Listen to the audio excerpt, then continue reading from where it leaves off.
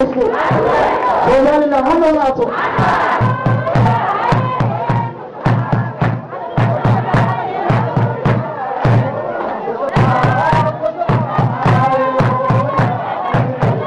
xisbiga udub ayaa maanta waxa uu ku qabtay xaflad aad u ballaaran magaalada Boorama taasi oo uu sheegay dhalinyar aad u tiro badan oo iyagu ka soo diga rogtay xisbiga kulmiye in uu ku soo dhaweynayay xafladii halkaasi lagu qabtay ayaa iyagu waxa ka hadlay Cismaan Hindi oo ah gudoomiyaha ololaha ee xisbigaasi udub u qaabilsan isagoo oo markaasi dhalinyartaasi ku soo dhaweeyay in ay markaasi ka mid noqdaan ama ay ka qayb qaataan xisbiga udub waxa sidoo kale uu Cismaan Hindi ku tilmaamay siyaasadaha xisbiga kulmiye ee mucaaradka in ay yihiin kuwa fashilmay